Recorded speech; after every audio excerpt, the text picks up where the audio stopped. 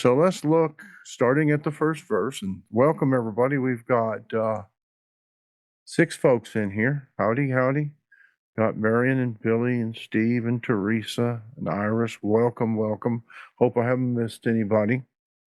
But Matthew 24, verse 1.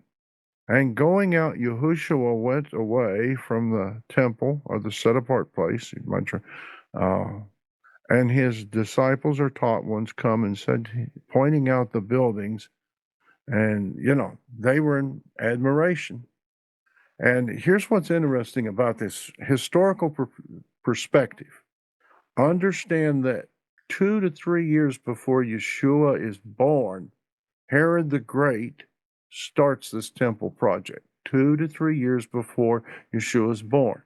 So now, if he's 31 years old, somewhere around there, 32, the project has been going on for that long. Guess what? It's going to go on for at least another 30 years.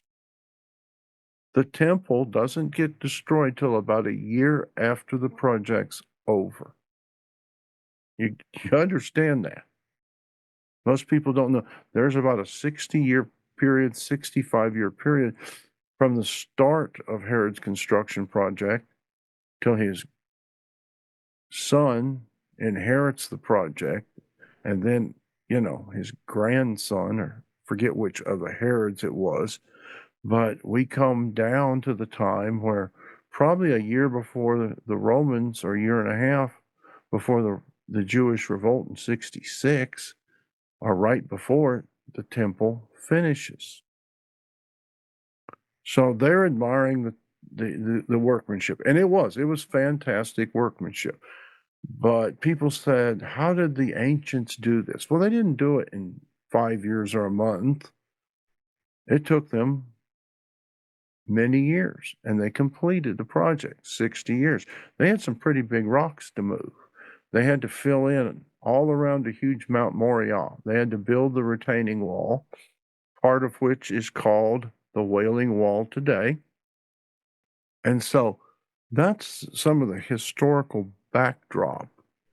And they're admiring this building. Well, verse 2, he goes on to say, and Yahushua said to them, do you see all this? And they're going, yeah, we've been talking about it, Not one stone will be left upon another, it'll be thrown down. And this prompts a question, which is a 3-part question. And so we look at this, and Yahushua said to them, do you not see all this? Truly I say to you, not one stone shall be left here upon another at all, which shall not be thrown down. This happens, the start of Titus coming into Jerusalem is April on the Roman calendar. It's Passover on the Hebrew calendar. They were observing Second Temple calendar. So about 35 years to the month of Yeshua's prophecy, the Roman legions start their siege. And in a few months, by August, that's the 9th of Av, the temple's gone. It's torn down. So it takes them about what? April, May, June, July, August, about 4 months. And it's done, just after the construction of it. And it was intricate. If you've seen the models, and I'm sure Billy did when he went to Jerusalem, I know Iris probably did, of Jerusalem in the time of Yeshua. Did y'all look at that, either Billy or Iris? Which part of Jerusalem? Well, all of Jerusalem, but they have a model of Jerusalem in about AD 40. Yeah, it's it's a scale model. So I didn't see that scale model, but yeah, the old city and then surrounding it and around it was able to see. So here's the interesting thing. This is going to spark now the question. Also, you can look at Mark chapter 13, verse 2, and Luke chapter 19, verse 44 is this same time, this same question. So you can see this timeline of all the events based on the synoptic gospels, even though Mark is the 13th chapter, Luke's the 19th chapter of this event. So we have quite a bit to cover here. And here's their question. Now, they evidently understand something by now. They say, well, when's this going to be? What is the sign of your coming and of the end of the age? Why would they have asked that? If he said the temple's going to be destroyed, why didn't they just say, and when's this going to happen? Why did they ask a three-part question? Maybe the prompting of the Ruach HaKodesh? Because the normal question would have been, well, tell us when's this going to happen? But you have this three-part question. When will this happen? The destruction of the temple's the first part. The second part is your coming, so they understand something here. He's already there, so they have some concept of the second coming. They've been paying attention. So they must know he's going to be crucified and of the end of the age. And see, they're seeing these events as separate but maybe interlocking, trying to look at that. So that's an important thing. We got a three-part question: the destruction of the temple, Yeshua's coming, and the end of the age.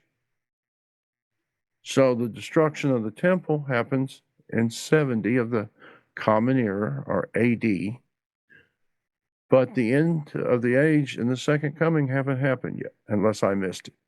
Why does he say this next thing in verse 4? If I'm talking too loud and I'm getting too close to the mic, let me know. He says, and Yahushua answered and said to them, take heed that no one leads you astray. Well, from reading the book of Acts, reading the epistles of Peter and Paul and James, I don't see that they were led astray. But this is his next warning, that no one leads you astray. Do you think he's saying that only for his disciples at that immediate time? Say in verse 4, Yeshua answering said to them. Mm-hmm. So he's directing the answer to them, the disciples. Right. Yes, I agree. But we can also take it that for us as well. We can. So I think it's yes for yes and yes. Mm-hmm. But they could have been led astray. Fortunately, they were not. But now looking at ourselves, and I'm glad you brought that up, and us, how come sometimes we've been led astray and they have or weren't? Apparently, I could make the argument they were, but I don't think that's a strong case, but some would. Especially those that don't like Paul, because he's not even going to be on the scene. He's not there then. But let's look at a few references to this right here. Because now he makes another statement. For many shall come in my name, this is verse 5, saying, I am the Messiah, Christ in Greek, and they shall lead many astray.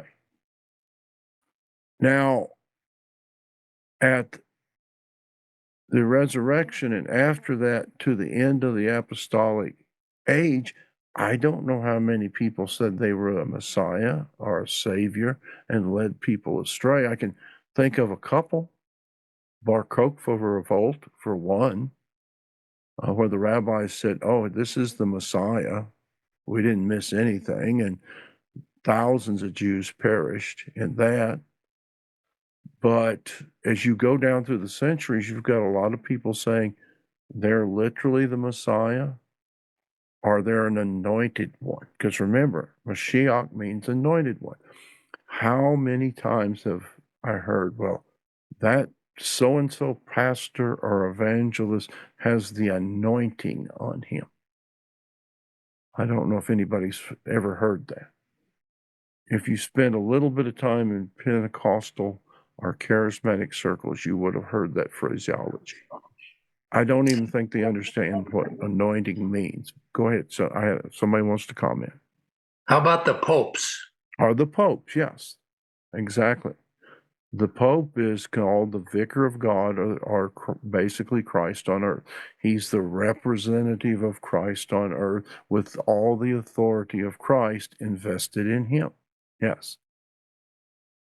He literally doesn't call himself Christ or Messiah, but he says he has all the authority of the Messiah invested in him. That's one.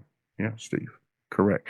Well, we mentioned earlier Matthew 13. Would somebody go to Matthew 13, or Mark, excuse me, I said Matthew, didn't I?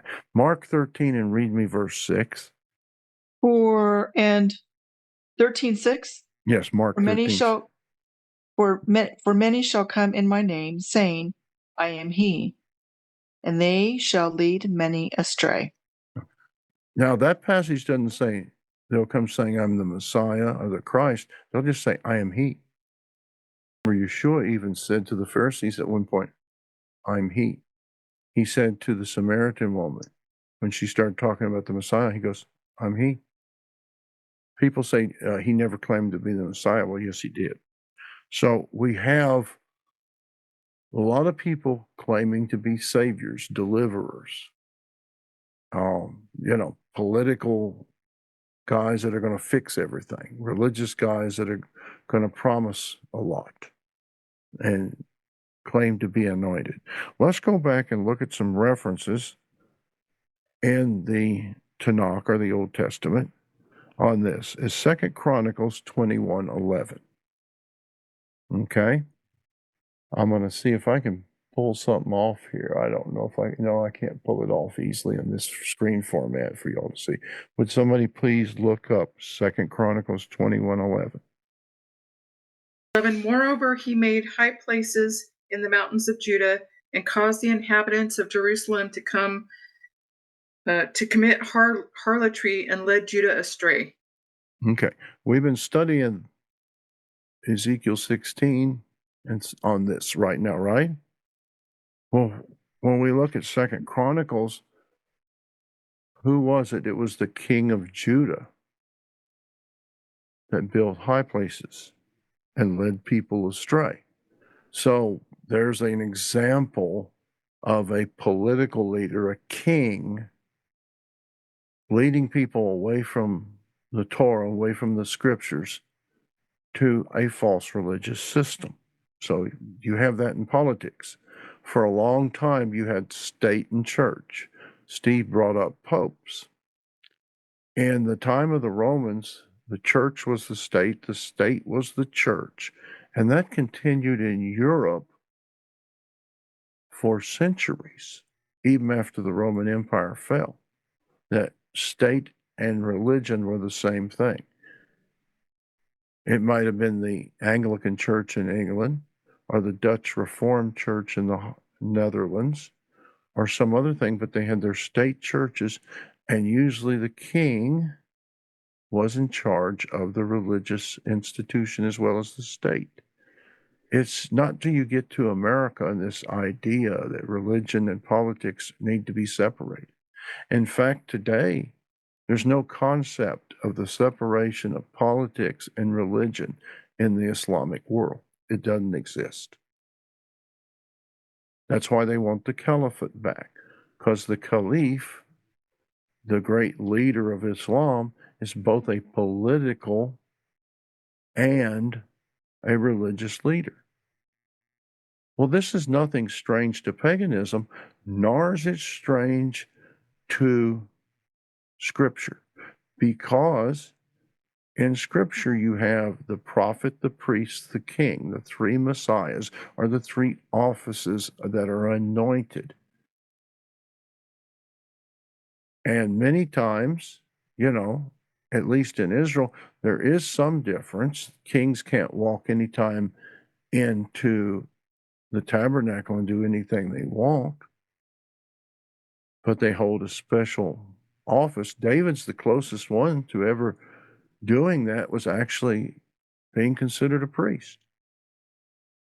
And the priest king we know from scriptures called the Melchizedek, Zadok, the righteous king, who's also called a Cohen. So the whole concept of a political leader and a religious leader being the one guy, it's centuries old. So when the false Messiah comes, it's not going to be a big deal. People will accept a political religious leader, and he'll have his prophet.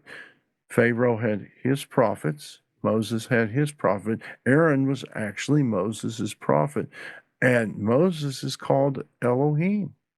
So I know we've looked at that. Let's go to Micah. Micah chapter 3, verse 5. If somebody would look up that scripture, I'd appreciate it. I need to go there? No, I got it. Okay. Thus says Jehovah concerning the prophets that make my people err, that bite with their teeth and cry peace, and he that putteth not into their mouths, they even prepare war against him. Ah, okay. Well, we've got there an example of the false religious leaders. So the question becomes now, because we're looking at verse 5 here, if you're going to have all these false messiahs, these false religious leaders, political and religious, how do you know which one's the Antichrist? Because, I mean, at least in my lifetime, from 1972 to now, it's everybody that's been trained in dispensational view of end time events or eschatology. Who's the Antichrist? When's he going to show up? I remember the first time I'd ever heard about the Antichrist, I'd been a believer, Christian, whatever you want to, what label you want to stick on me. And I went to a small Pentecostal church in Corpus Christi, Texas, where there was this guy that was going to be preaching, and he had Polaroid pictures of the Antichrist. He's going to show everybody who the Antichrist was. And he ran this meeting for, I think, 5 days. He built up and built up. I never did get to see who was in the Polaroid pictures. If I did, I don't remember who it was, and they're obviously not the Antichrist. The point is that everybody wants to know who this guy is. My perspective after all this is, how can I get closer to the Messiah? So that way, if I'm walking as he walked, as Paul said in 1 Corinthians 11:1, follow me as I follow Messiah. If I'm walking as he walked, then I should be able to identify the counterfeits or the counterfeits, singular, because they're not going to walk like that. Now, what is one clear identifier, since we're talking about false messiahs? What's one clear, and there's many, but one clear identifier that anybody claiming to be the Messiah is not the Messiah? Anybody want to take a shot at that one? Did you say anyone claiming to be a Messiah? Right, claiming to be a Messiah, a deliverer, the anointed one. Well, the prophet. They don't keep the law. Yeah, bingo. Thank you, Steve. right. That's the biggest one. They don't keep the Torah. If they're not following the Torah, that's strike one, because the false Messiah is called the lawless one. Go ahead, Billy. You had something else. Yeah. So there's a lot of people, yes, the person claiming to be that, especially at these times, are probably not, or most likely not. And the way you can determine that is are they following Torah? But eventually, the Messiah will either be declared, or we will know that he is Messiah. Well, what I'm saying, there's people would say, well, Yeshua did miracles. Miracles is not the sign that somebody is a. Oh no, miracles are not. In fact, there's so much good magic out there today that miracles are something that I don't even concern myself with, because there's a lot of really amazing magic tricks that people can do, and that kind of stuff, and that we see these people doing healings and stuff like that either were changed and produced and practiced and everything, or it was a false healing. Okay, so there's one thing. Here's one sign we know. And as we get closer to Yeshua's coming again, remember, three-part question: destruction of the temple, when are you coming, and the end of the age. It's a three-part question. So one of the signs will be an increase in false prophets and false messiahs, false saviors, false deliverers, culminating in the one big lie man, the one big lawless one. Let's look at verse 6. And you shall begin to hear of wars or fightings and reports of fightings. See that you are not troubled, for these have to take place, but the end is not yet. Notice that at verse 6, the end is not yet. Again, I don't know, and I'm not talking about the unbelievers going, oh my, there's a war. Do we need to get right with God? I mean, 9/11, when it happened, had more people in churches for maybe a month, in years that hadn't been to churches, and it quickly faded away.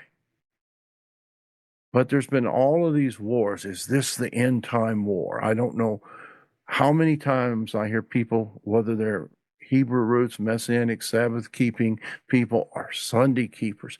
Oh, is this war it? Is this the great one? Everybody, there's been hundreds, if not maybe thousands of wars since Yeshua said this, and many of them have been terrible, but they're not the last great war. And people keep looking at wars. Is this it? Is this going to bring the Messiah back? And he's saying here, there's going to be wars, but that's not the primary sign.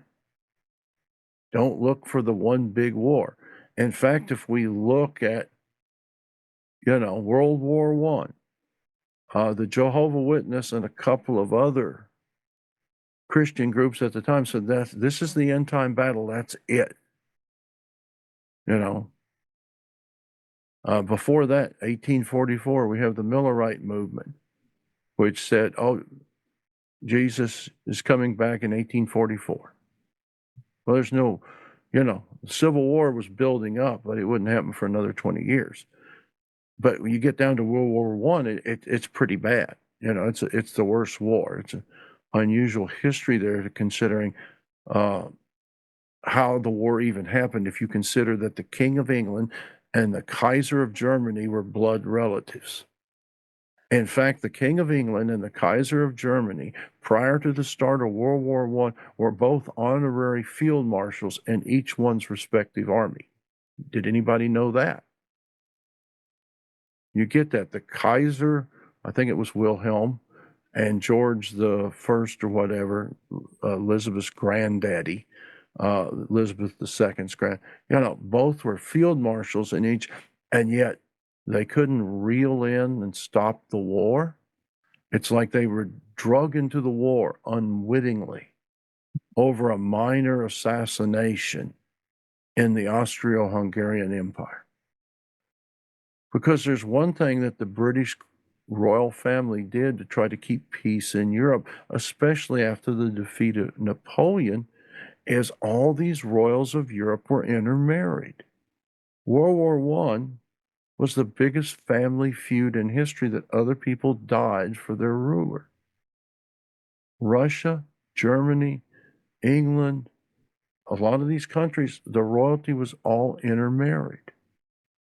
You seem like they would have said, no, this ain't worth starting a war over.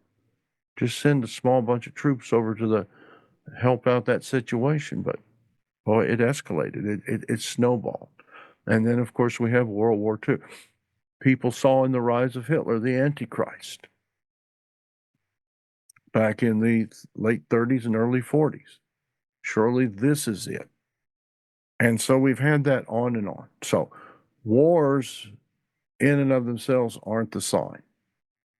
Verse 7, for nation shall rise against nation, kingdom against kingdom, or reign, and there shall be scarcities of food and deadly diseases and earthquakes in different places.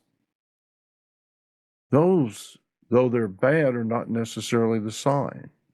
There's been starvations, earthquakes, volcanoes that had profoundly bad effects on the climate of the planet, and Yeshua never returned. Krakatoa, and maybe Billy can help me, because Krakatoa, when it was the island in Micronesia over there I think it was the 1830s, it blew its top. The ash from Krakatoa dropped the temperature of the world like 4 degrees for like almost 10 years.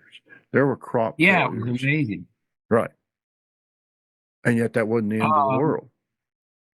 Mount St. Helen did that in the United States. I don't think it went worldwide, though.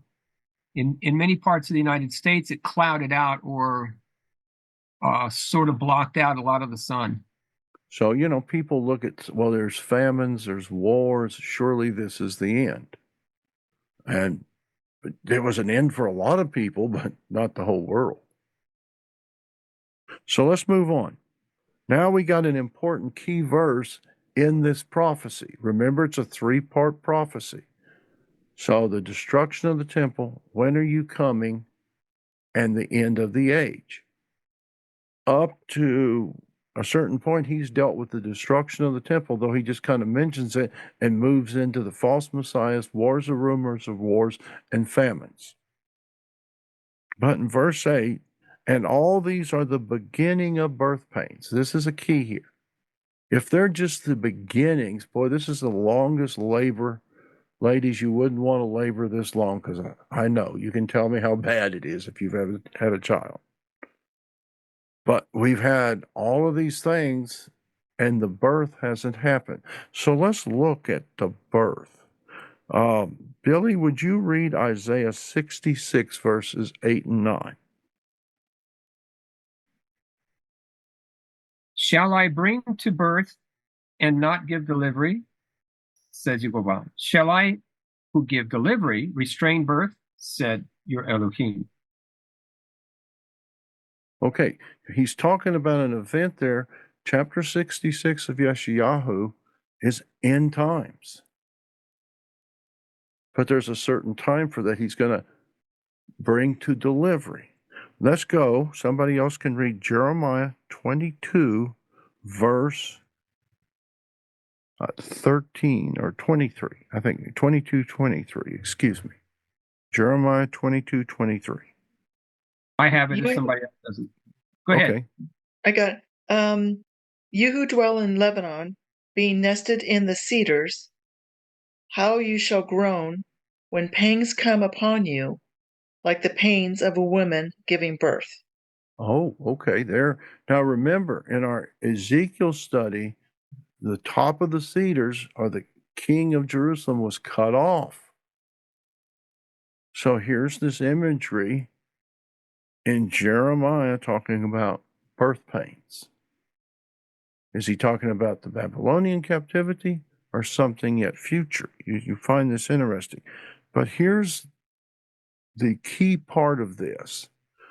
Anybody, if you would please go to Revelation, somebody, whoever, chapter 12 and verse 5. I'm there. Okay. Revelation 12:5. And she bore a male child who was to shepherd all nations with a rod of iron. And her child was caught away to Elohim and to his throne. Okay. Well, who's that? Because we're dealing with a woman here that bears a male child. Now, the Roman Catholic Church says that this is Mary, based on the imagery from verses 1 through 5. Because any place you go, especially in San Antonio, this is easy to see, you will see the Virgin de Guadalupe standing on the crescent moon with 12 stars above her head, holding I mean, the imagery is just almost right out of here. Well, who is this woman who's going to give birth? Because she's going to give birth to the male child, but she's going to give birth to somebody else, to the nation, as we go back and look at Isaiah 66. So there's two births. There's the birth of the male child, which is the Messiah, and there's the birth of the nation. And when's that going to be? Because that's the imagery we're looking at in Matthew 24, verse 8. I'm looking at Revelations 12 now, and a great sign was seen in the heavens, a woman clad with the sun and the moon under her feet, and on her head a crown of 12 stars. And you ask any, because I've asked, oh, that's the Virgin Mary, that's where this imagery was taken from. However, if we go to Genesis chapter 37, verse 9, we're going to see something quite interesting concerning Israel, a woman, and all this. Would somebody like to look up about a sheet, Genesis 37:9? Dreamed still another dream and related it to his brothers and said, "See, I have dreamed another dream, and see, the sun and the moon and the 11 stars bowed down to me." Okay, that's Joseph's dream. He doesn't interpret his own dream. His father and his brothers do. And By the way, he never interprets his own dreams. Somebody else does. Right. But Joseph does interpret other people's dreams. Well, he is given the interpretation by the father, and then he tells the answer. But the father and the mother are the sun and the moon, and the children are the stars. Yep. And they're talking what? Israel. So we have a son of Israel and brothers of Yosef. They're the stars. Now keep that in mind, because we already had verse 5 read to us in Revelations 12 here. I'm going to read the rest. And being pregnant, the she here, cried out in labor and pain to give birth. This is verse 2 of Revelations 12. And another sign was seen in the heavens, and see a great fiery red dragon having 7 heads and 10 horns. This is Daniel 7:20, and 7 crowns on his head. And his tail drew a third of the stars of heaven and threw them to the earth. Now, most dispensationalists will tell you verse 4 has to do with Satan and the fallen angels. You get this, because that's what I heard, until I understood that the stars are the sons of Jacob. So the dragon's going to draw a third of the stars, Israel. Remember, Paul says, not all Israel's Israel, but a remnant shall be saved. You get the different context now, prophetically? If we're not talking about supernatural beings, but we're talking about sons of Israel, descendants of Israel being stars, we have an unusual thing here. The woman's going to give birth, and his tail did that, and she bore a male child. And you can look up Micah 5:3, Micah 4:10. You can look up all this imagery here. Judges 5:20, Micah 7:14. Of course, about this imagery of the woman giving birth to not only the Messiah, but the nation. If you go to the apocryphal book of 2nd Esdras, chapter 10, verse 44, Esdras, 150 years before John's ever born, uses the same imagery relating to the nation of Israel. 2nd Esdras, chapter 10, verse 44. But as you get through chapter 12, you'll see it's no longer talking about simply the Messiah, but the nation. And in fact, in verse 6 of Revelations 12, and the woman fled into the wilderness, where she has a place prepared for her to be nourished 1,260 days. Steve, we talked about that here a Sabbath or two ago, right? Yes, we did. 1,260 days. Now, where is this woman who is giving birth, or Israel? She's going to be in the wilderness of nations. This prophecy can be, you can go back to Hosea chapter 2, verse 14, where you see that Israel is the woman. Mary was but yes, she was. Mary was, but she's part of Israel. So we have the birth of the Messiah and the scattering of Israel into the nations. But Frank, it's been more than 1,260 days. Even if I consider it a year for a day scenario, it's still been more than 1,260 years, and Yeshua hadn't returned. So we're looking at other events here to his coming, because remember, the disciples said, and of your coming and the end of the age. So there's more detail in Revelations that we can look into that. But if we understand that the stars may not be angels, but descendants of Israel that will be deceived, and the dragon draws them away, we come up with a different approach to prophecy. Because as Steve and I have discussed, and Joseph, and is if you get locked into a certain approach, what if that approach is wrong? You don't question it because Brother Big Name wrote a book on it. How dare I question Brother Big Name? I've had that happen before. So the whole point here is a lot of this interpretation of end time events are perspectives, and some of them might not be correct. But Question? yes, go ahead. We're going to go So back to Matthew chapter 24, verse 8. That's where we were. Go ahead. Ask the question. Okay. Well, I'm still in Revelation.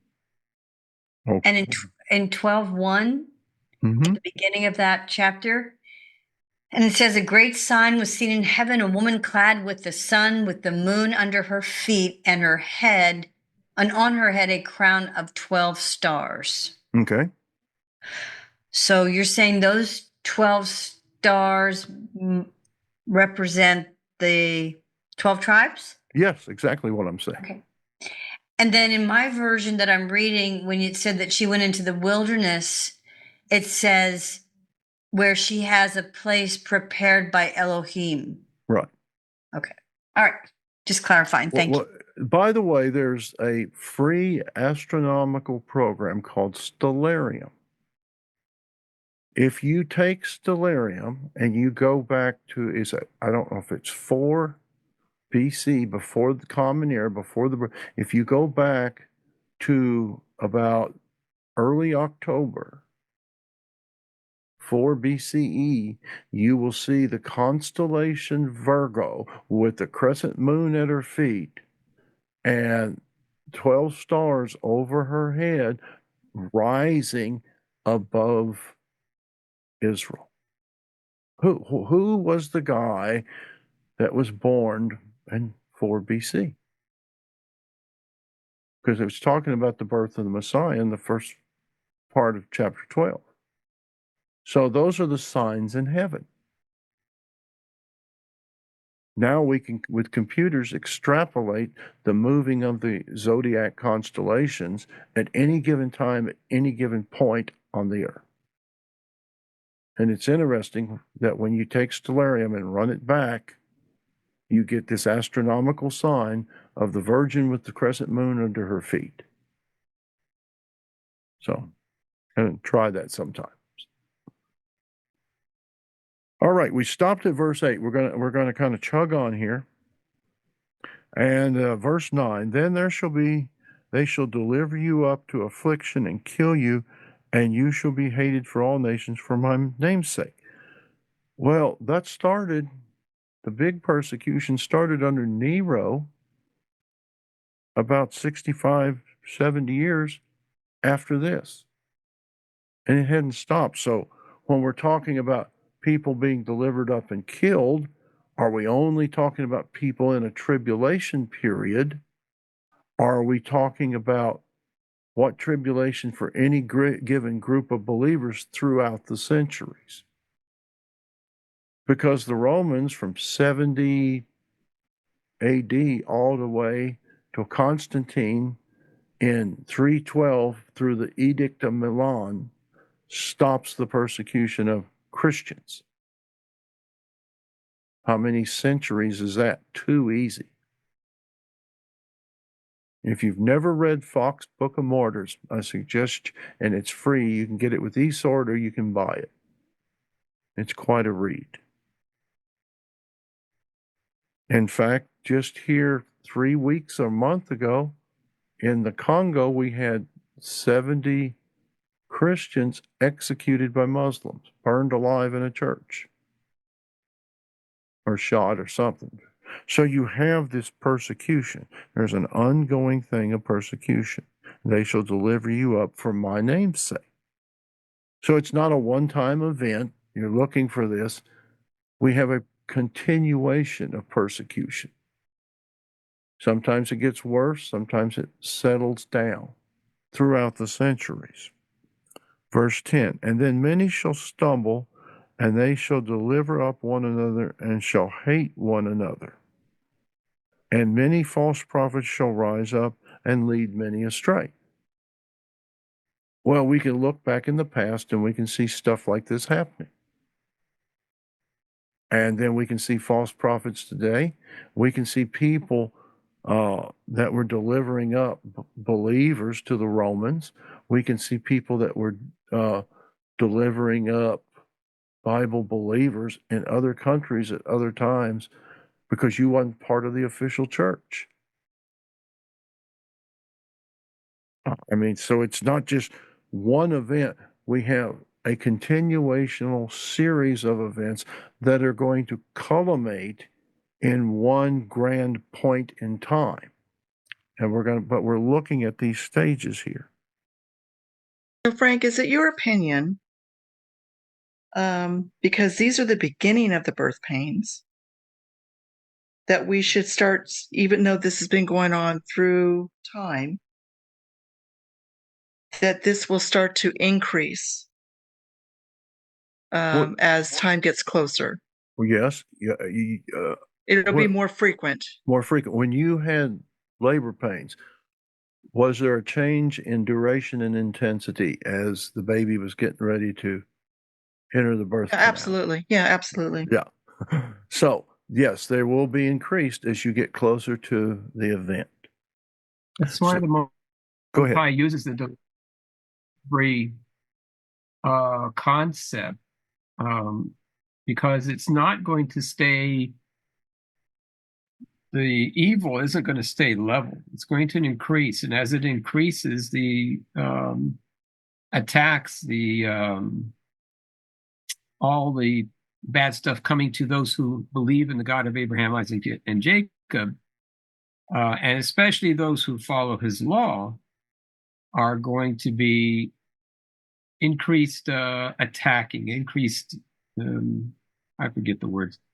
At any rate, that's going to be increasing until the time he shows up.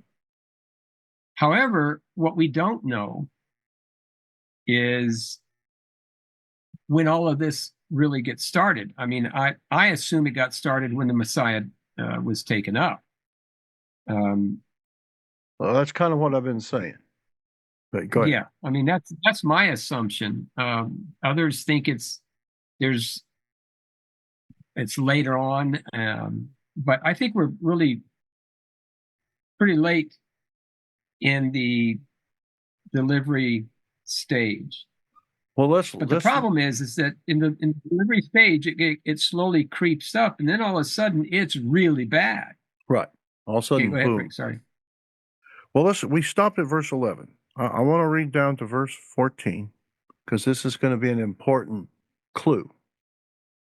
And many false prophets shall arise and lead many astray. And because of the increase of lawlessness, the love of many shall become cold. Now, what type of lawlessness? Civil unrest, riots, looting? Of course.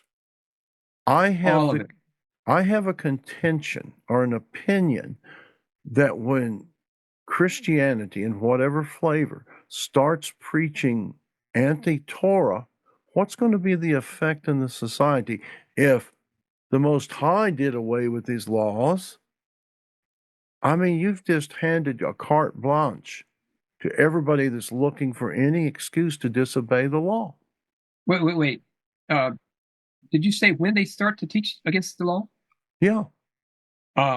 It's already They already happening. started. Well, they started a long time ago.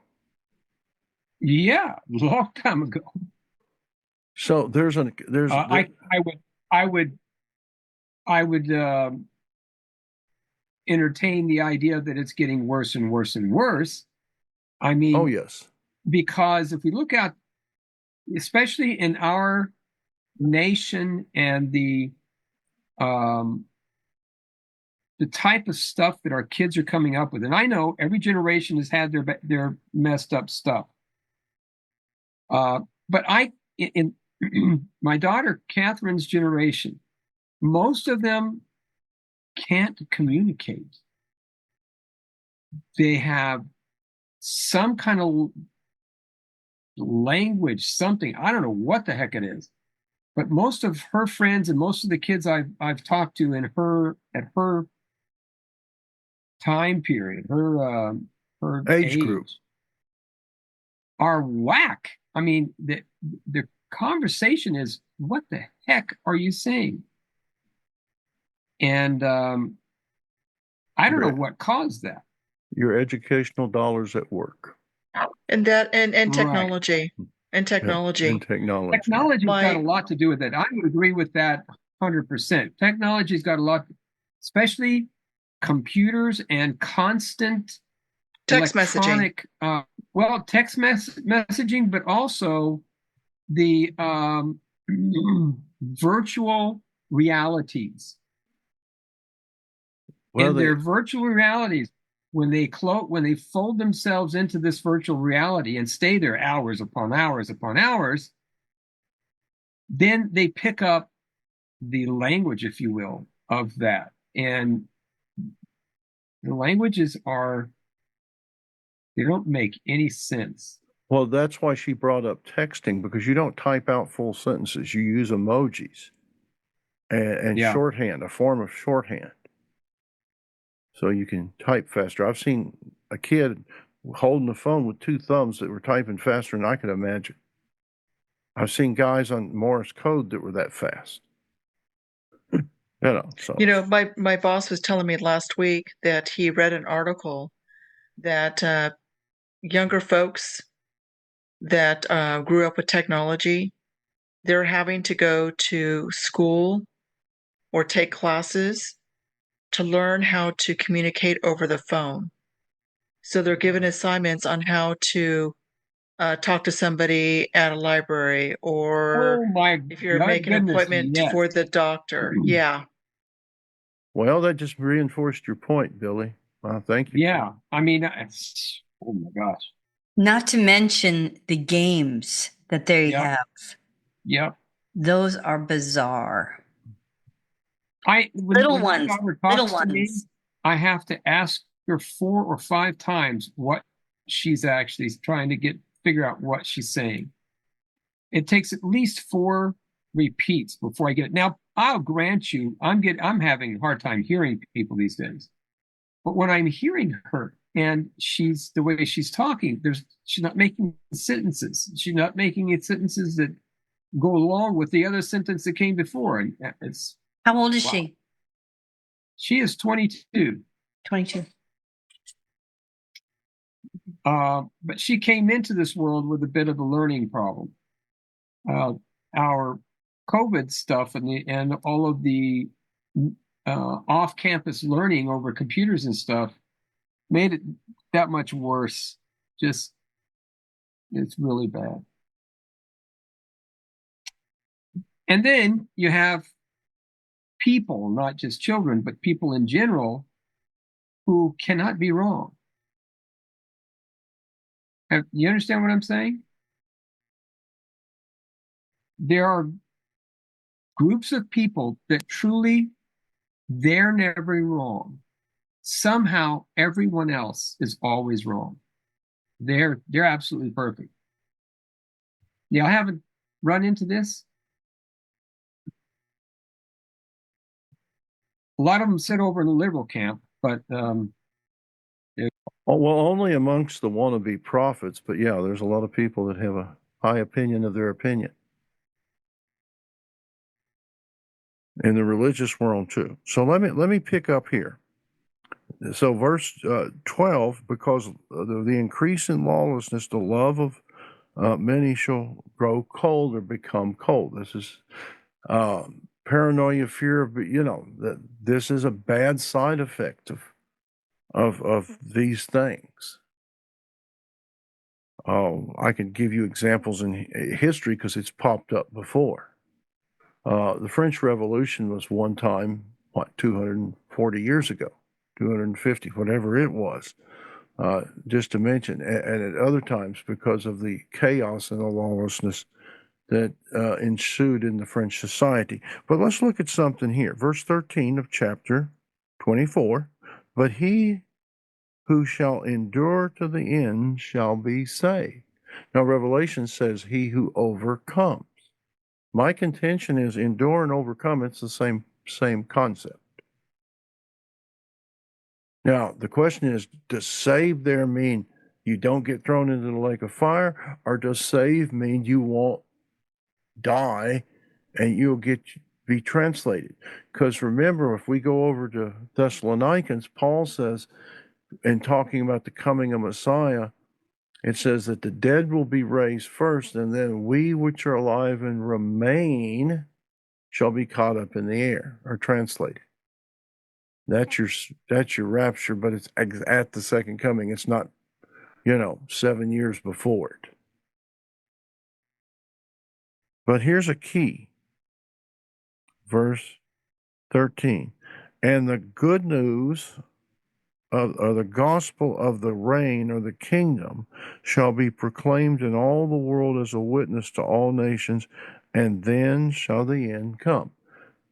I have a contention with people, and people just look at me with like, oh, okay, when I say the reason Yeshua hasn't returned is because there's been a wrong gospel preached for centuries. It's not the gospel of the kingdom.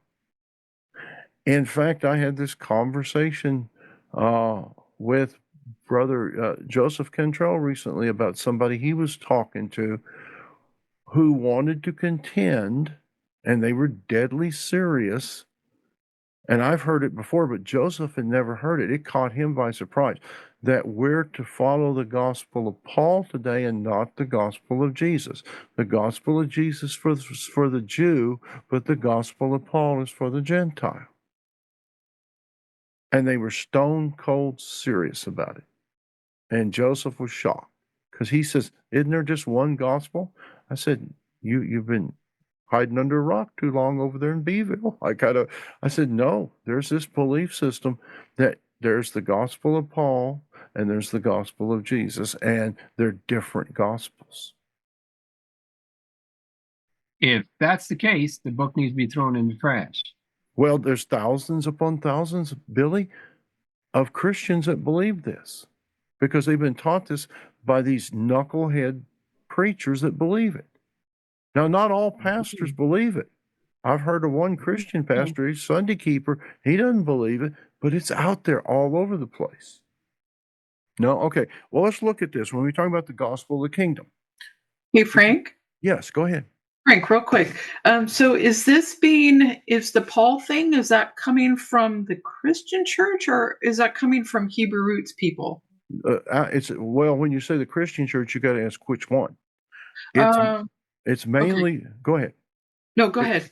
I've never heard it in Hebrew root circles. I've heard some silly things, but not that. It's primarily coming from a guy who's out of Oklahoma named Les Feldnick. He's been dead several years. He's a Bible teacher. He's got tons of videos.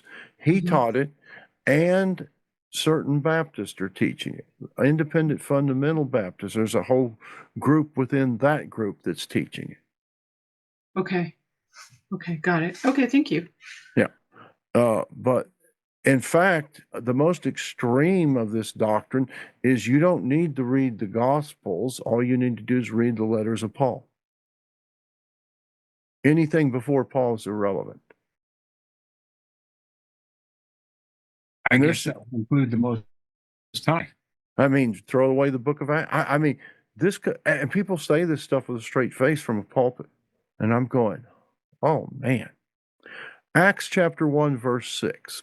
Yeshua's already resurrected. If you read the Gospels, of course, and I think everybody on this call tonight has or does, you will see that his whole primary focus was the gospel of the kingdom. And every Jew of his day had a concept of what that should be. And most of them were pretty much the same, even the disciples of the Talmudim, of what that looked like. And it's not what many in Christianity perceive. And because in verse 6 of Acts 1, they said, will you at this time restore the kingdom to Israel? So they understand that the kingdom and Israel are connected.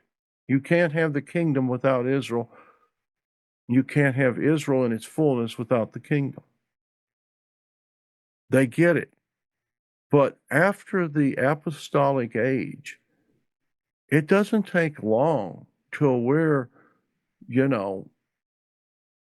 into the early part to the middle of the 2nd century, that there's all kinds of just bad teaching explodes. This is where you get the formation, because people say it was Constantine. No, it was formed before Constantine. He just made it legal. This holy apostolic church concept, where you got this organization called the Holy Apostolic Church. Constantine brings all these different bishops from different parts of the Roman Empire together at the Council of Nicaea in 324 to get them to stop fighting over a doctrine and to establish certain consistency in Christianity if he's going to legalize it. But the divisions and the false teaching were rampant. My contention is most of the false teaching comes out of Ephesus and Antioch. In fact, I sent a video out to some of you guys that are leaders. I'm still waiting for your response on the Council of Chalcedon in 451. And I wasn't kidding. You're taking my class on theology. I want you to understand something of the mess of theology, because that's affecting people you deal with, whether they recognize it or not. Just like this, what we just talked about, this crazy doctrine pops up in some preacher's head, and all of a sudden he starts spreading it. Now, there are problems in the Hebrew roots as well, yeah, but the gospel of the kingdom hasn't been preached basically because people don't like the idea of a Jew ruling the world and there being a Torah kingdom with the Torah as the rules and laws for that kingdom. They really don't. Because if you've invested in the other false teaching that the law's been done away with or nailed to the cross, that throws a big old rock into your theological apple. Let's go on from verse 14. Now, he quotes here Daniel. Let's look at this because he's going to talk about, so when you see, this is verse 15, the abomination that lays waste, and it's referenced in Daniel 11:31, spoken of by Daniel the prophet, set up in the holy place or set apart place. He who reads, let him understand. I want to park here for a minute on verse 15. Can you scroll down so we can see that Oh, verse? I'm sorry. I should have. You're right. Thank you. There you go. Abomination of desolation. Y'all see that well right there. Okay. Now we're going to talk about what is this abomination of desolation?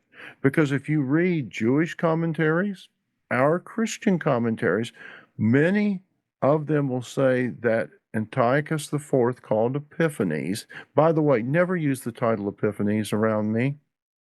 If you knew what it meant, you wouldn't use it. bad English there. Antiochus Epiphanes, it literally means God with us. Epiphany. When you have an epiphany, everybody said, "Oh, I had an epiphany." You know that term? You're literally saying you're a God. Little Greek lesson for you. Because he believed he was a God. Antiochus IV called Epiphanes. So, little language lesson there. You don't want to have an epiphany.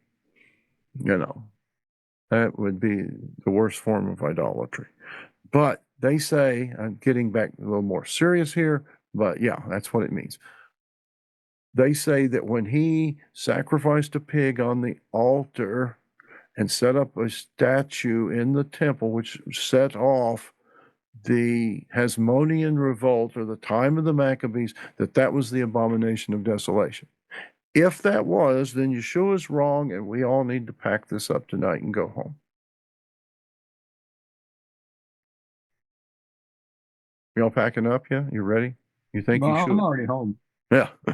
Well, was Yeshua wrong? Because he doesn't believe that, or he wouldn't have said this. Was that an abomination? Yes. Was the temple defiled? Yes. Why do we celebrate the Feast of Dedication or Hanukkah? Because they had to re-cleanse the temple. All the other former Hanukkahs or dedications were done at the Feast of Sukkot. The first temple, when Solomon dedicated it, was at Sukkot. It was so happened that the Hasmoneans, once they got the temple cleansed, was in the wintertime. So that's why Hanukkah comes to exist. And without Hanukkah, you wouldn't have no Messiah. If you couldn't have dedicated him as a Hebrew child in the temple, you would have never had no Messiah. So Hanukkah is a pretty important feast in that it had to take place for the temple to be cleansed, for Yeshua to be born. So, but what's this abomination of desolation? Because he says, let the reader understand. I mean, the guy reading, what is that? Because Daniel didn't tell us exactly what it is. Well, some people say, Frank, it's Titus when he destroys the temple. But Titus and his troops, or actually his troops, because he leveled the temple, they didn't set anything up. They tore everything down. It's 20 years later, after the Jewish revolt's over, that the Romans set up a pagan statue on the Temple Mount.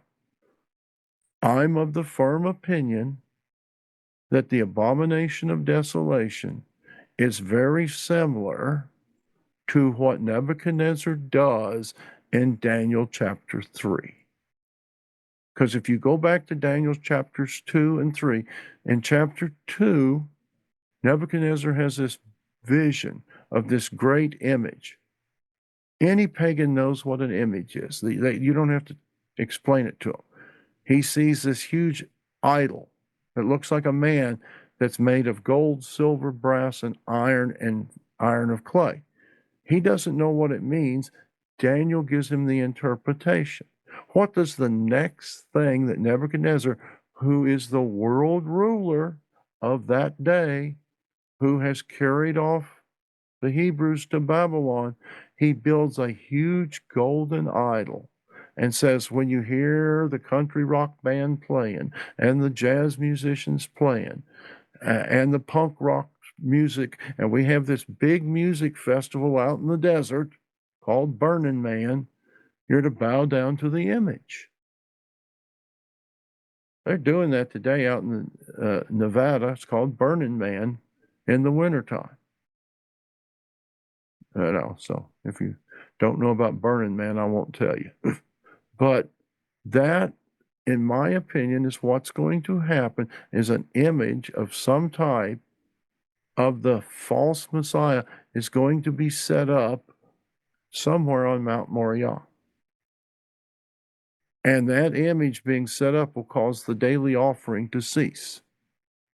We understand that the daily offering is the morning and evening offering 7 days a week, a lamb in the morning, a lamb in the evening.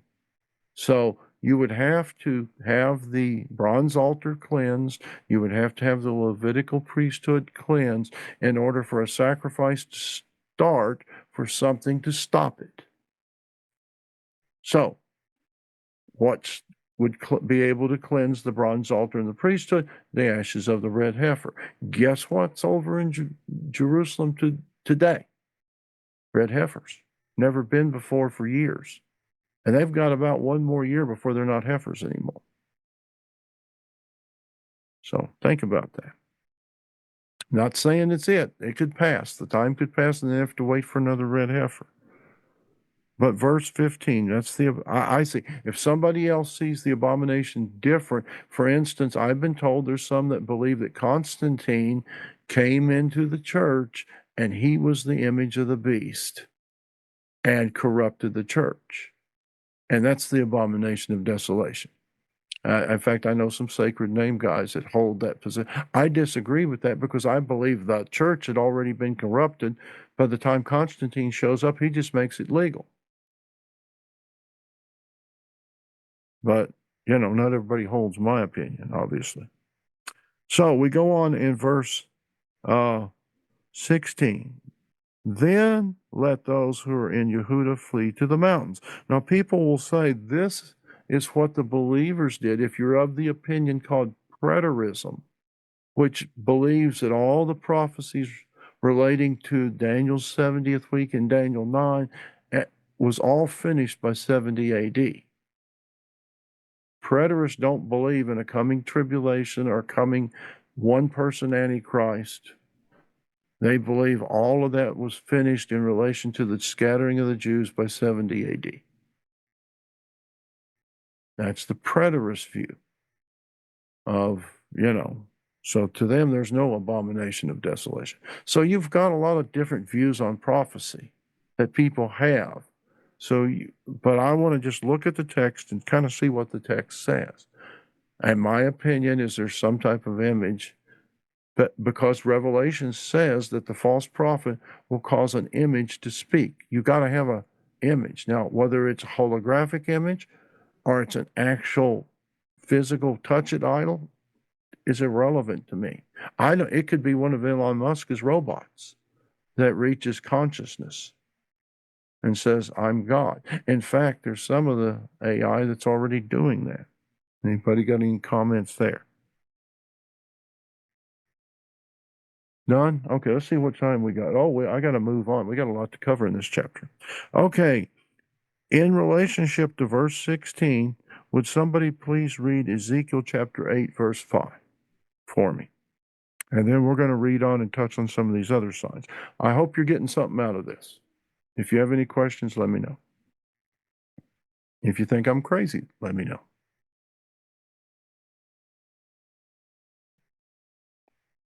Did somebody find Ezekiel 8:5? Yeah, I got it. Please. Thank you. And he said to me, Son of man, please lift your eyes towards the north. And I lifted my eyes northward, and the north of the slaughter place gate, I saw this image of jealousy in the entrance. Ah. He saw an image of jealousy. In Ezekiel's time, they had set up an idol in the temple complex. So was that the abomination of desolation? Yes. It's not the final one. But they had images set up in there. I just wanted to point that verse out. Okay, we're going to pick up in verse 17, and then we're going to stop at verse 21. Let him who is in the housetop not come down to take whatever is out of the house. Well, people said that happened in 70 AD. I had already alluded to that. And those who had believed Yeshua's prophecy left Jerusalem as the Romans were showing up and got out of town. Well, that could have been true. A lot of people didn't, right? And woe to those who are pregnant and those who are nursing children in those days. And pray that your flight does not take place in winter or on the Shabbat.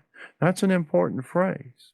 Because if you got to get out of Jerusalem this year, 2025, and it's winter, and people say, well, it's the Middle East. Jerusalem can get cold.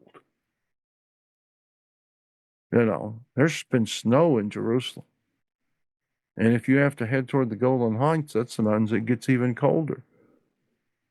And if you're trying to bring your children along, look at the people that were slaughtered, with the attack on the back in 2023.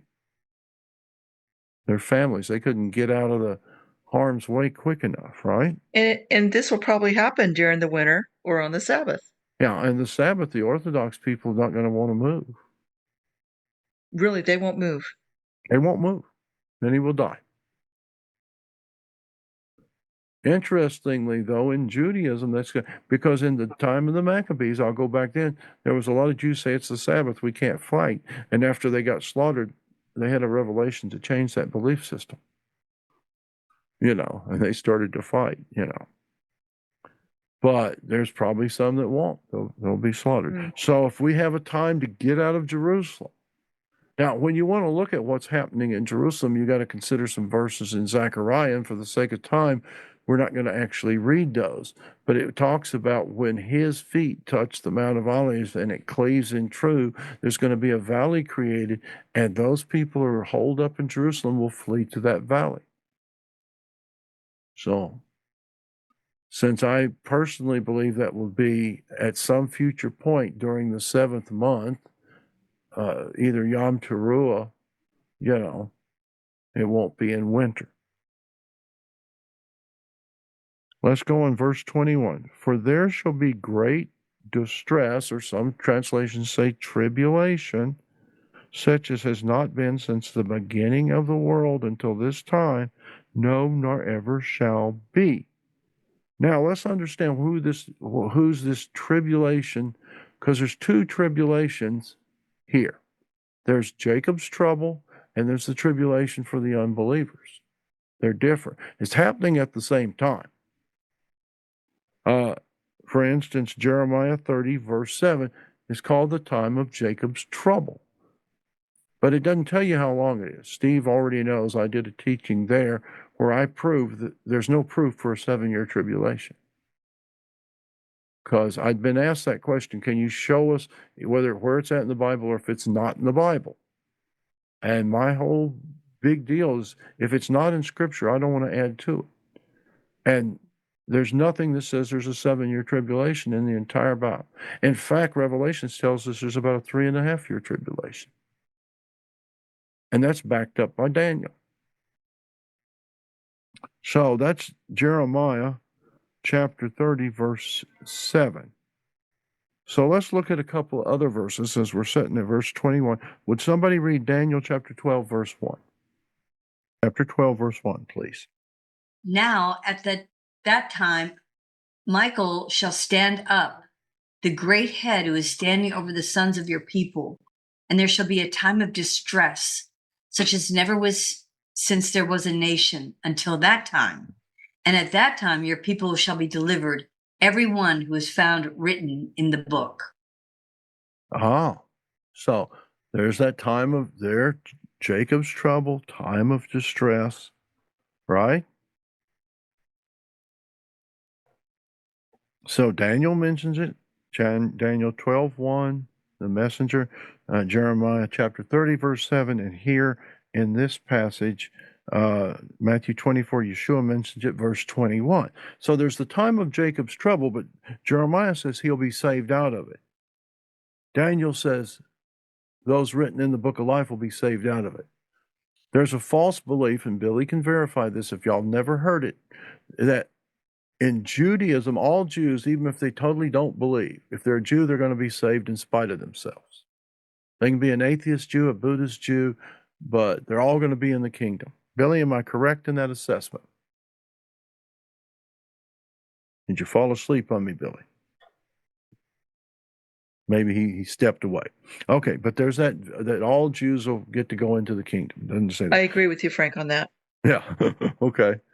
It talks about clearly those written in the book of life. Now let's look at something. 1 Thessalonians 5:4. I'm going to flip over there. 1 Thessalonians 5:4, page 1153 if you're using the ISR. It says, but you, brothers, are not in darkness, so that that day should overtake you as a thief. The concept of a secret rapture, you never know when it's going to happen. It's just going to boom, and you got to be ready, because if you are sinning at the time, you're not going to get raptured. I've heard that preached. You're going to get left behind. You better stay right, boys. You know, which is good to stay. But the whole thing is this: we're not in darkness. It's going to catch those people who are in darkness. What does darkness mean in the context? Those who are ignorant of what the Scripture says. Don't be ignorant of what the Scripture says. And test any doctrine, whether I'm teaching it, Billy's teaching it, anybody's teaching it, to see if it lines up with Scripture.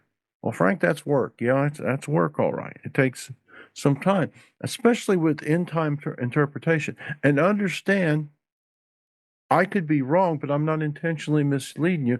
My perspective or my understanding of the passage could be skewed for some reason. So, you know, I'm not saying, well, this is how it is. I'm the great teacher. Listen to me. Because a lot of people either will say that or they'll act like, well, this is how it's got to be, because that's what they believe. We know from the Scriptures here there's a time of Jacob's trouble. We know based on Daniel 12 and 1 Thessalonians, we need to be aware. We need to be awake. We need to be looking at the signs. We need to be prayerful and prepared. Okay, we're going to pick up in verse 22. How much Frank, more? excuse me, what was that verse in 1 Thessalonians? Chapter 5, verse 4. Thank you. If those days were not shortened, now I was asked this question when I was down there teaching.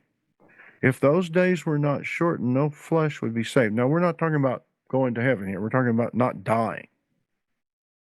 But because it says those flesh would be saved. But for the chosen ones, or the elect's sake, your translation might say, those days shall be shortened. And I was asked by a gentleman, and it was a legitimate question. Well, Frank, how are those days going to be shortened? Well, I said, you've been taught a 7-year tribulation. He goes, yes. I said, is 3.5 less than 7? He goes, yes. Well, the days are shortened. So if it's not a 7-year tribulation and it's really a 3.5, the days are shortened. But still, even in the 3.5, we're going to see things in time going on. There's some scriptures that say stuff like it's evening and morning, and it's light when it should be dark. There's going to be screwy things happening in the heavens. That when it should be dark, it's going to be light. And when it's light, it's going to be dark. So how could a day be shortened? You could end up not having a full 24-hour day. I mean, several of those days could be a 22-hour day. There's different ways to shorten. I see the shortening as in Daniel's 70-week prophecy, the dispensational view is there's a gap between the 69th week and the 70th week they call the church age of an undetermined amount of time. If there's a gap anywhere, I see it in the middle of the 70th week, because if the Messiah comes at the end of 69 weeks and we're dealing with whole numbers, that means he's got to come at the start of the 70th week. If Messiah is the one that's cut off in Daniel 9 and you know, then that leaves 3.5 years, and that's what Revelations talks about. So I hope that helps somebody. Now he repeats here, we're going to read down, we stopped in verse 22. If anyone then says to you, look, here's the Messiah, or there, do not believe it. For false messiahs and false prophets shall arise. He repeats that warning again that he gave us up here in verse 5 of chapter 24. And they shall do great signs and wonders, so as to lead astray, if possible, even the chosen ones. Don't trust miracles. Even if a guy's doing a legitimate miracle, it doesn't mean he's of Elohim. Everybody thinks, well, it's a miracle. It's got to be of God, Frank. No, it doesn't. Let's go back to Pharaoh, because remember, Revelations is the second Exodus. Jeremiah chapter 16 tells us that this time of Jacob's trouble is also the second Exodus.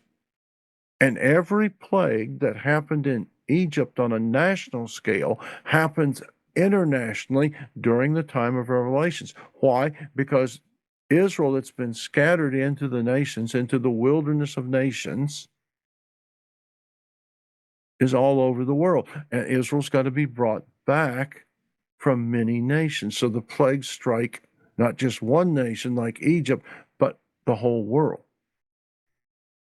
And the plagues in Shemot, Exodus, and the ones in Revelation, they're identical.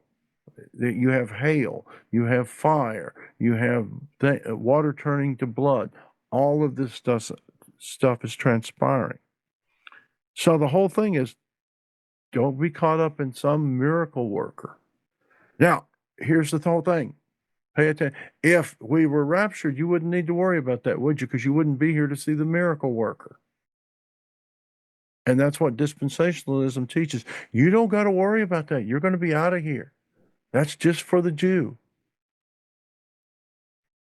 I often wonder about the Messianic Jews who hold to dispensationalism because they're funded primarily by evangelical dispensational churches. If they want to be raptured with the church or stay here with their fellow Jews to get the snot kicked out of them by the Antichrist. I've said that to a few people. They look like, what? Well, you're a Jew. Don't you want to stay in if this is all for the Jew? So, but he's talking about there's deception relating to miracles. See, I have forewarned you, verse 25, and we need to move on. So if they say to you, look, he is in the desert, do not go out. Or look, he is in the inner rooms, do not believe it.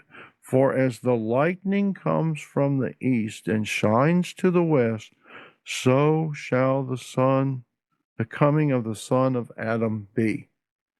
Has anybody ever seen a great big lightning storm out here? I've seen plenty of them, where it lights up the whole sky from one end to the other. That's not secret rapture. Lightning storms aren't secret. My dog crawls underneath the bed, whining and whimpering when that thunder rolls and that lightning cracks. His coming is going to be loud, visible, and violent. It's not going to be secret. That's why he says, I'm not going to be in the secret places. We're not going to take you out of here in secret. Hope we've killed that secret rapture doctrine. Look at verse 28. Look what he says. For wherever the dead bodies are, there the vultures shall be gathered. There's a reference here, we're not going to read it for the sake of time, to Psalm 104, verse 35. What does that mean? That means there's going to be dead bodies. The vultures are gathered. When we go back and study the prophets, where he talks about the birds gathering to eat and that's not just Revelations, it's in your Hebrew prophets. In fact, let's look at verse 29. Immediately after the distress, or after the tribulation, what's going to happen? We talked about the tribulation up here in verse 21. Verse 20 says it means immediately after. What's happening at the end of this 3.5 years, right at the end? There's a lot of things coming back to back real fast in 3.5 years. The sun shall be darkened, and the moon shall not give its light. That's how do you know how long a day is if you have no sun and moon? That's your clock system. That's your calendar. And the stars shall fall from heaven. Well, you say, Frank, that's Revelations 12. Literally, if stars fell from heaven, there wouldn't be no earth, because stars are big and hot. The stars falling from heaven can be a metaphor for spiritual powers being cast out. It can also be the meteorite shower that Revelations talks about.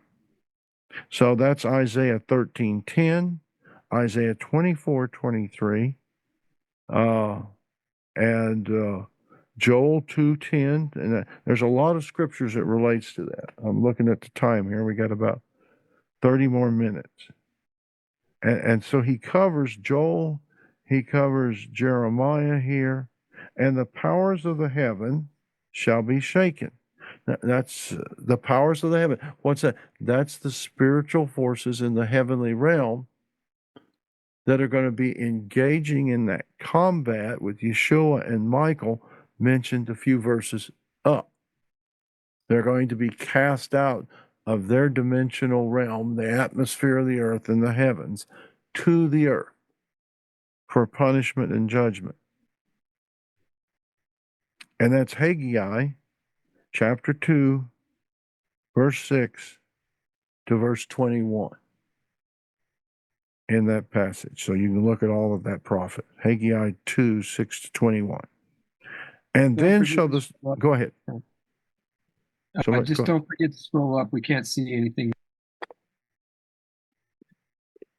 Okay, I'm at verse 29. Thank you.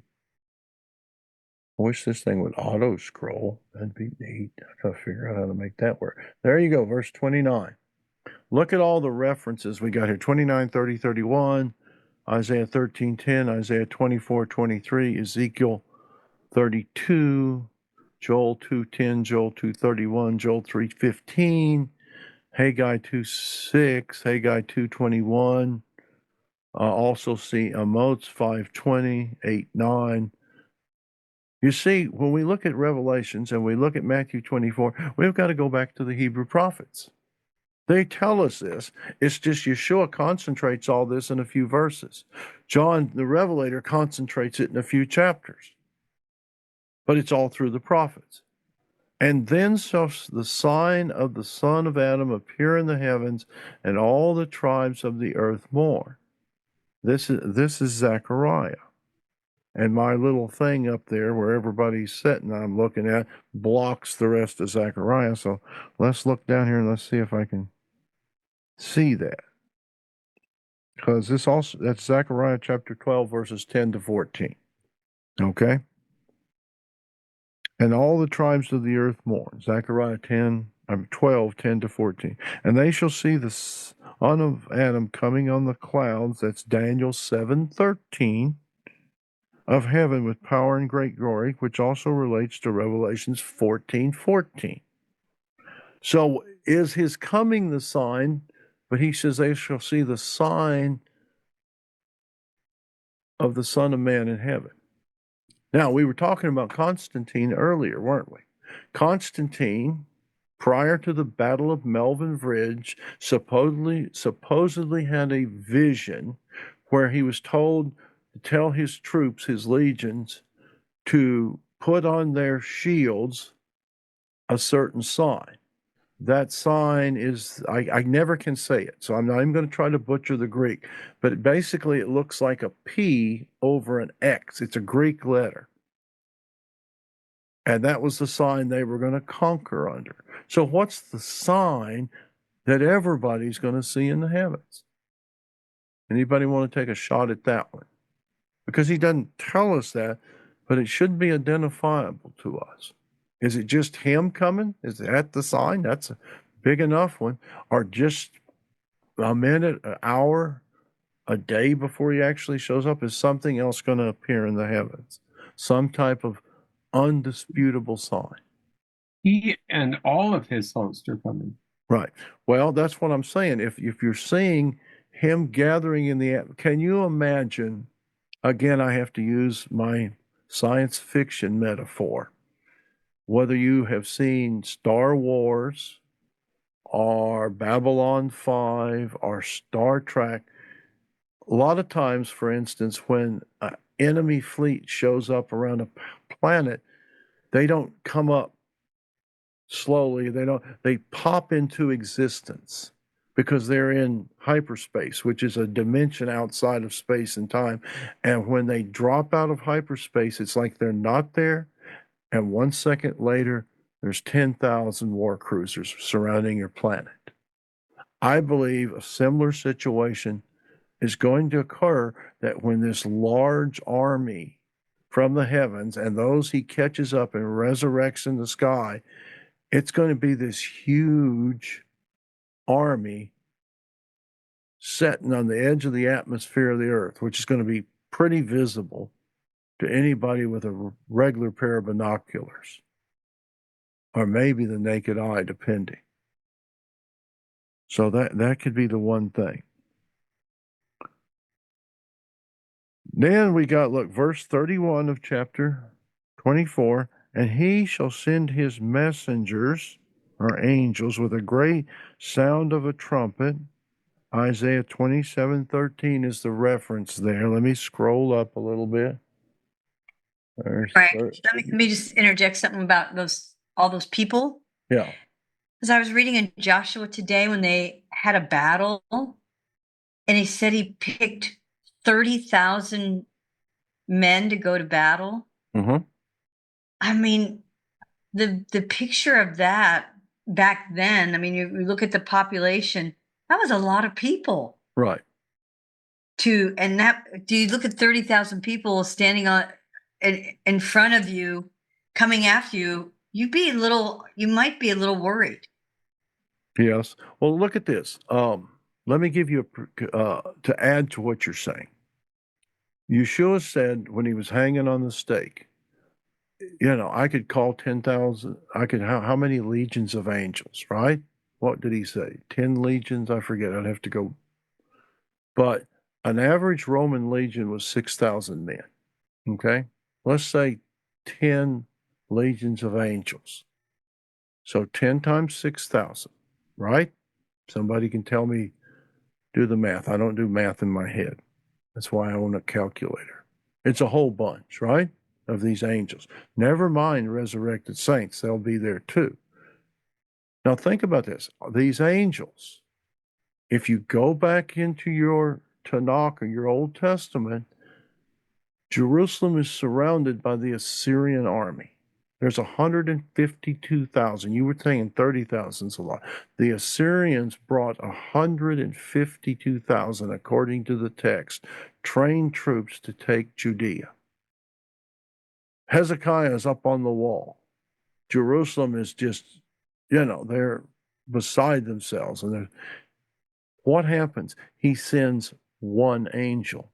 One kills 152,000 with a snap of his fingers. So what could 50,000 of these things do? I want him on my side. Yeah. I'm telling you, they can muster enough power to wipe out galaxies. Not planets, galaxies. If one can wipe out 152,000 men with a snap of his fingers, just to see one legion of these things, you don't know. I mean, that's got to be a terrifying sight. So we look at that. We're at verse 32 now, right? Y'all see it on the screen. The lesson of the fig tree. I want to talk about this because this is important about the fig tree. Because remember, what did he curse 3 chapters back? A fig tree, right? We've already talked about who's the fig tree in other lessons. And learn a parable of the fig tree. When its branches are already become tender and put forth leaves, you know that the summer is near.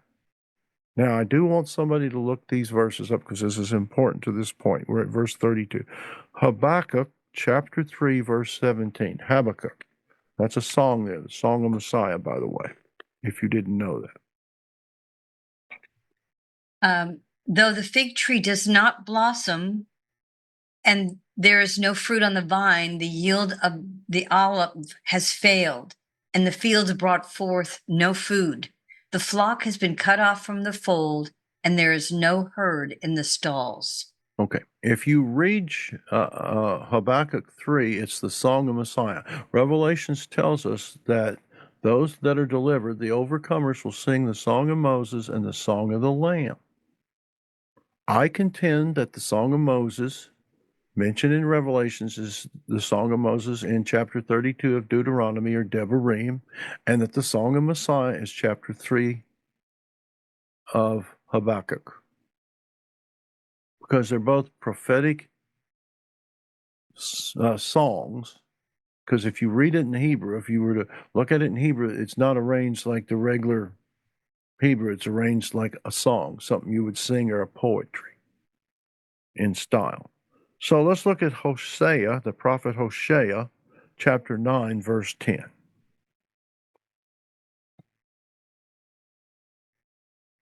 Somebody want to pick that up, please?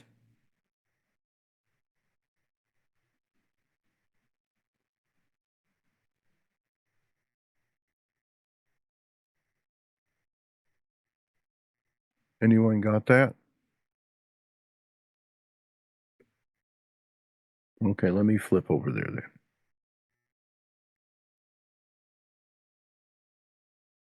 Didn't mean to upset y'all by asking y'all to look up too much. Well, I have it if you want me to read it. No. I was going to say. Yeah. Okay. What is it? 10 what? Chapter 9 of Hosea, verse 10. Oh, got it. Okay. I'll do it. I found Israel like grapes in the wilderness. I saw your fathers as the first fruits on the fig tree in its first season. But they went to Baal Peor and separated themselves to that shame. They became an abomination like the thing they loved. Ah. So what do we have there? The imagery we've talked about before, the vine and the fig tree. I think the vine is all of Israel. At least sometimes it refers to the northern kingdom. Sometimes, but the fig tree is usually referenced in reference to the southern kingdom. At least that's my view of the fig tree. The vine and the fig tree there represents Israel in their apostasy. So, and when the time is right, what did Yeshua going to say at the end of here? We're gonna get this. We might get to it next week. He says, you know, we're getting to it. But he says, you shall not see me again till you say, oh, we said that last week. That was our study last week, right? Or is that chap? Let me flip back real quick. So I'll make sure. Yes, it's chapter 23, verse 39. For I say to you, and he was talking to the Pharisees, from now on, by no means you shall see me until you say, blessed is he who is coming in the name of Yahovah. Psalm 118, verse 26. So, if he's coming here in chapter 24 and he's telling you what his coming's going to look like, it's going to be like the lightning, it's going to be terrifying, there's going to be myriad thousands of angels, there's going to be resurrected saints gathering in the atmosphere of the earth, the ripening of the fig tree, the coming to the judgment and the end of Jacob's trouble, the deliverance of Israel who's written in the book of life and those who are not written in the book of life. And that's, see, that Jacob's trouble ends and the millennium starts because that's the blessing to Israel.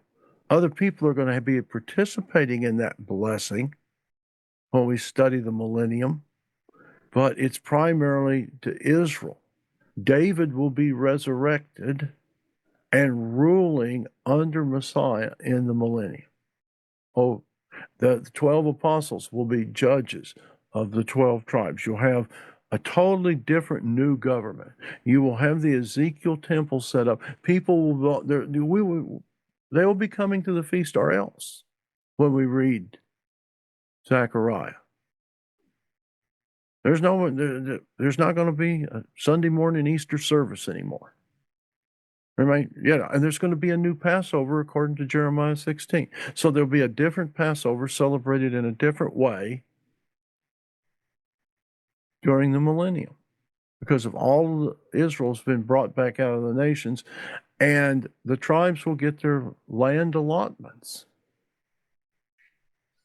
So there's a lot we can say about it. There's some things we have to speculate about.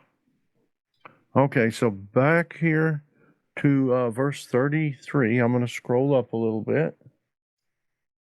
The lesson. Do we have any questions on the fig tree? Any thoughts from anybody else?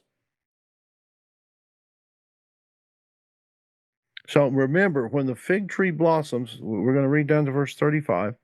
Truly I say to you, this generation, because people say they use this as, well, he didn't come in that generation. So therefore he couldn't be the Messiah, because that's a false prophecy. Tovia Singer's used that before, right? He's talking to the generation that's going to see all these events come to pass, not the generation necessarily he's talking to. Because remember, he's talking to his disciples here. They have left the temple. He's not preaching to the general crowd or even to the Pharisees. Truly I say to you, this generation shall by no means pass away until all this takes place. The heavens and the earth shall pass away, but my word shall by no means pass away. But concerning that day and hour, no one knows, not even the messengers in heaven, but my Father only. He said that day, because how long is going to be that day? Is it going to be 12 hours, 24 hours, 36 hours? How long is that day if the cycle of the sun and moon are going to be all whacked out? That's the day he decides. He can shorten the day. Remember, he says, unless the days be shortened. So, time as we reckon it doesn't necessarily mean that that's going to be a 24-hour day. It could be longer than a 24-hour day. It could be shorter than 24 hours. Right there. But he does give you a clue as to that day. And as the days of Noah, verse 37, let me scroll up, because now he references Noah. So we're up here at verse 37. As the days of Noah, so also shall the coming of the son of Adam be. What was the key to Noah's day? Because he goes on to say, for as they were in the days before the flood, eating and drinking, marrying and giving in marriage, until the day that Noah entered the ark. Genesis or Bereshit, chapter 7, verse 7. So, what is the day that the saints will be resurrected, caught up to meet him in the air? It's going to be a one-day thing.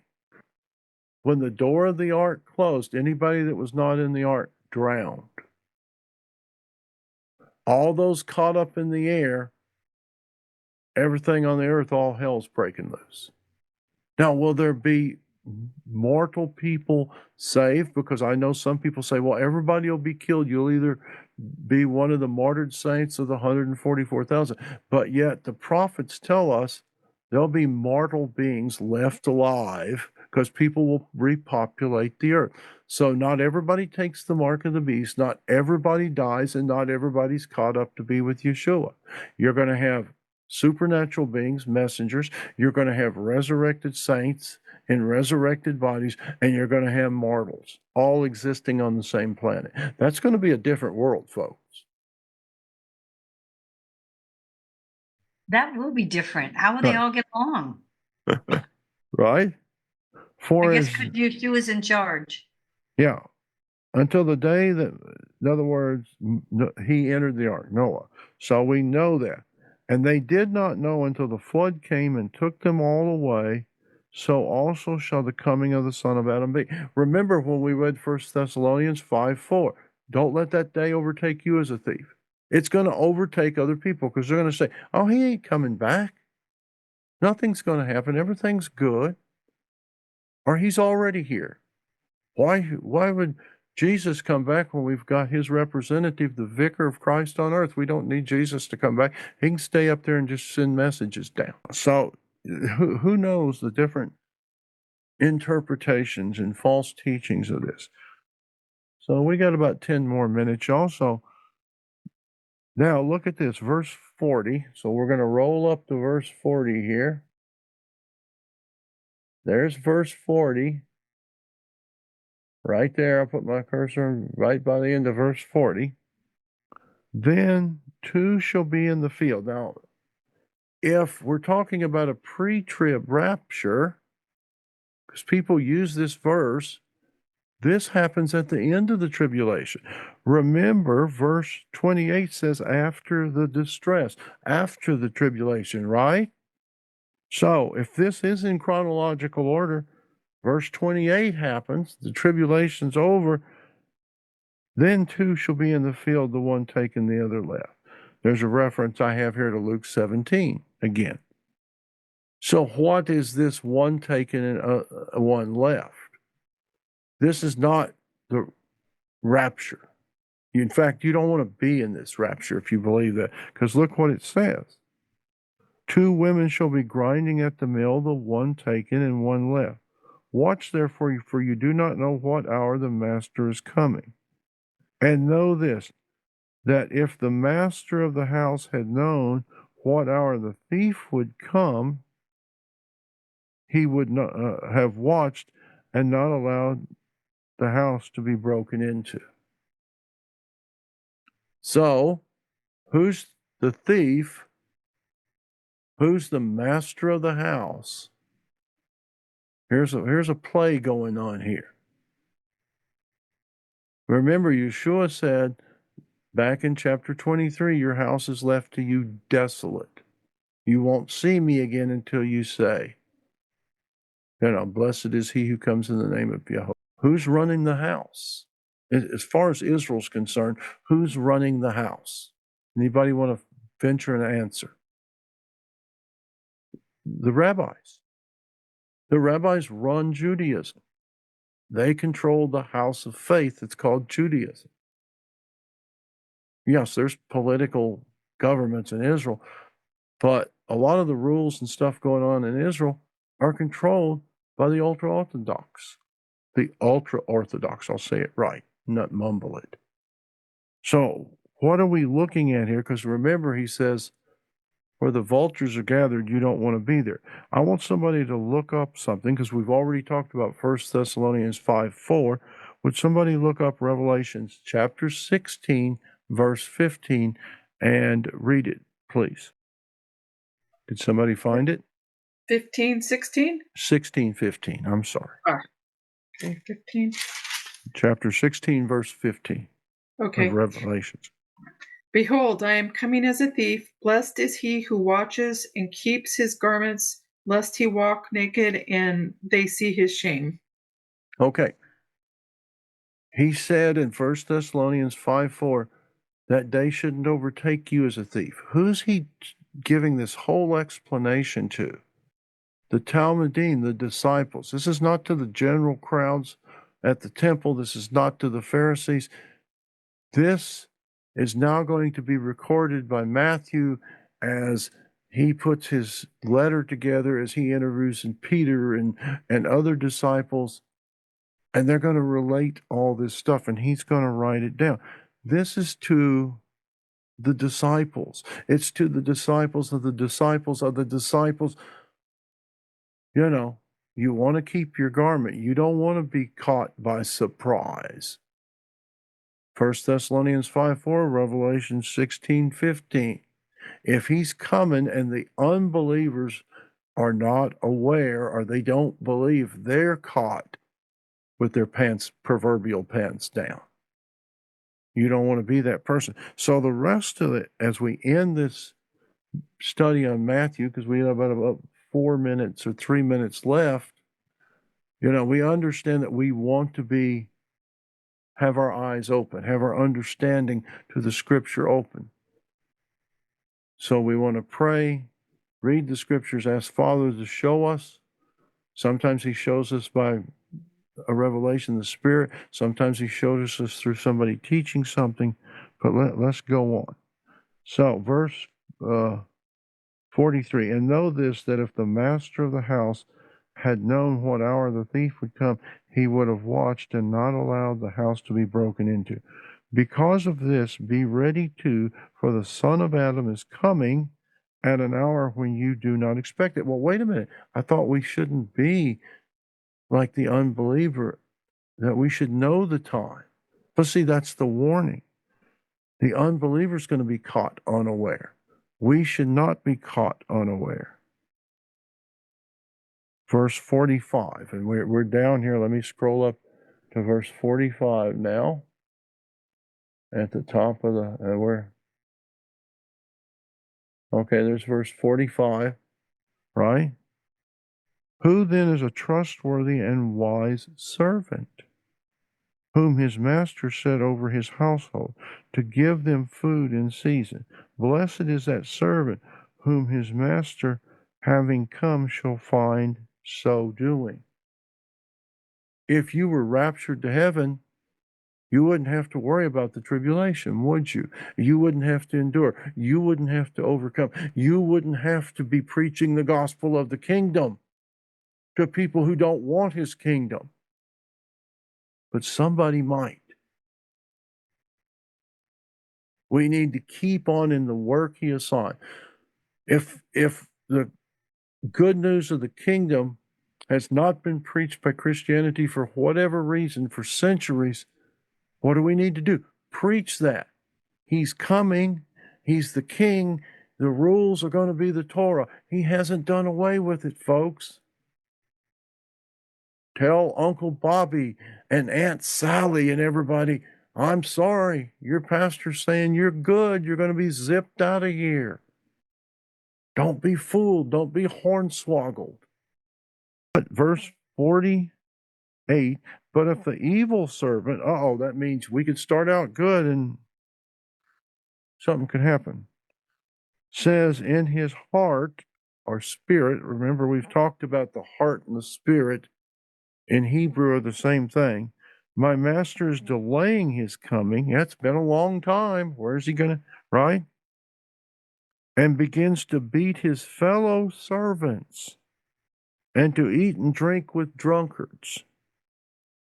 The master of that servant shall come on a day when he does not expect it, and in an hour when he doesn't know, and shall cut him in two, and appoint him his portion with the hypocrites. There shall be weeping and gnashing of teeth. Weeping and gnashing of teeth. If I go back to chapter 22 of Matthew, verse 13, who else are going to be weeping and gnashing of teeth?